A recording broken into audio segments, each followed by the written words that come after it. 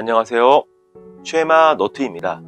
오늘 성도님들과 함께 바르게 함과 의로 교육하기에 정말 유익한가 라는 주제로 교제하길 원합니다.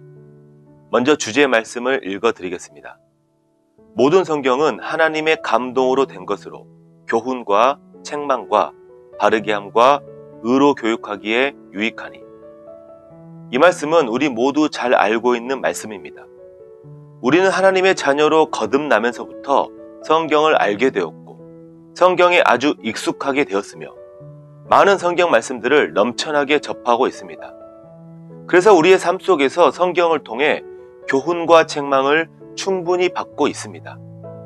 그런데 방금 읽은 말씀처럼 성경을 통해 우리에게 주어진 교훈과 책망이 하나님 앞에서 진실한 것이라면, 그것이 정말 하나님의 감동으로부터 온 것이라면 반드시 우리의 삶을 바르게 해야 하고 반드시 우리가 의로 교육되는 것까지 나아가야 한다는 것입니다. 저는 이 부분을 묵상할 때 바리새인들의 예를 생각하게 됩니다.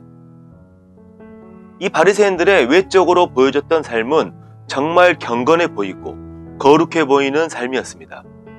그러나 마음속 중심을 보시는 예수님 앞에서 그들은 정말 위선자이고 더러운 죄인일 뿐이었습니다. 이 바리새인들은 하나님의 말씀인 성경을 달달 외우고 다닐 정도로 성경에 아주 능통하고 익숙해 있었지만 그들은 성경 말씀의 실체이신 예수님, 즉 하나님께서 막상 자신들에게 찾아왔을 때 알아보지 못했습니다. 오히려 그 성경을 근거로 예수님을 죄인으로 몰아세웠고 성경을 근거로 그분을 십자가에 못 박아 죽였습니다. 이 바리새인들에게 있어서 하나님은 단지 하늘에 계신 분일 뿐이었습니다. 그들에게 있어서 하나님은 단지 하늘에 계시면서 그들에게 주신 율법을 통해 그들을 평가해 주시는 분일 뿐이었습니다. 이 바리새인들은 하나님께서 그들의 삶 가운데 함께하는 것을 원하지 않았습니다. 그렇기 때문에 임마누엘의 하나님이신 예수님께서 사람들과 함께하기 위해 이 땅에 오셨을 때 그분을 거절했던 것입니다. 이 바리새인들은 하나님의 말씀에 의해 교훈을 받고 책망을 받았을지는 모르겠지만 바르게 함과 의로 교육하기까지는 실패하고 말았던 것입니다. 우리 모두는 성경을 교훈 삼아 이 바리새인과 같은 삶을 경계하고 있습니다. 하지만 하나님의 말씀인 성경이 우리를 교훈하시고 책망하심을 통해 우리의 삶을 바르게 하고 의로 교육하는 수준까지 역사하지 못하게 된다면 그 말씀이 우리의 삶 가운데 역사해서 우리의 삶을 주관하고 있지 않는다면 우리 또한 비록 구원은 받았지만 바리새인과 다를 바 없는 삶을 살게 될 수도 있다는 사실을 알아야 합니다. 우리도 모르는 사이에 우리가 의도치 않는 중에 이런 바리새인과 같은 삶을 살게 될 수도 있다는 것입니다. 우리는 정말 이를 위해 기도해야 합니다. 하나님께서 나에게 한 가지의 말씀을 보여주시더라도 그 말씀이 나의 삶을 통해 능력으로 역사할 수 있도록 기도해야 합니다. 우리 모두는 하나님의 말씀을 맡은 자로서 그분의 말씀이 사실임을 증명해야 될 책임이 있습니다. 하나님께서도 그분 자신이 하신 말씀은 반드시 지키셨습니다.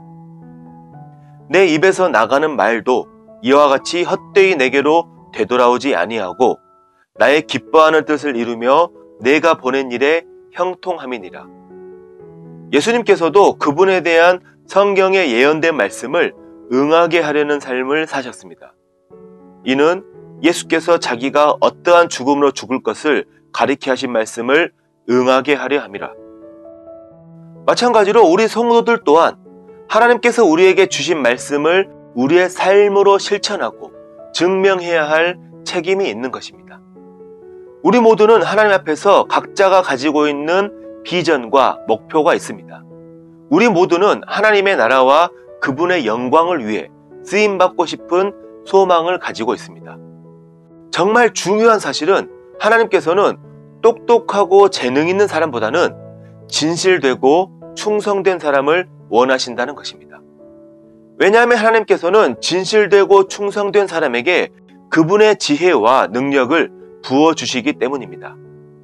그러나 하나님으로 말미암은 것이 아닌 사람 자신으로부터 말미암은 똑똑함이나 재능은 하나님의 일에 오히려 방해될 수 있다는 사실을 알아야 합니다.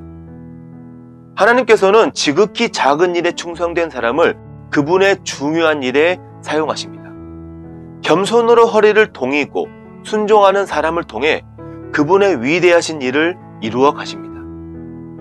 그러하기에 우리 모두는 그분 앞에 나아가 우리의 연약함과 부족함을 내려놓고 모든 것을 아시는 그분께, 모든 것을 하실 수 있는 그분께 구하고 엎드려야 합니다.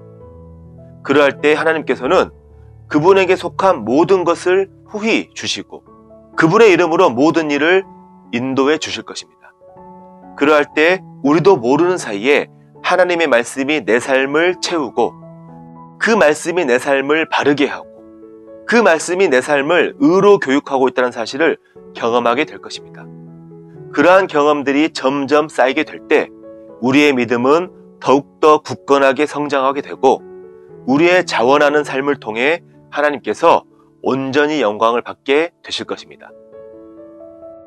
하나님의 말씀은 살아있고 활력이 있어 좌우에 날선 어떤 검보다도 예리하여 혼과 영과 및 관절과 골수를 찔러 쪼개기까지 하며 또 마음의 생각과 뜻을 판단하나니. 히브리서 4장 12절 말씀.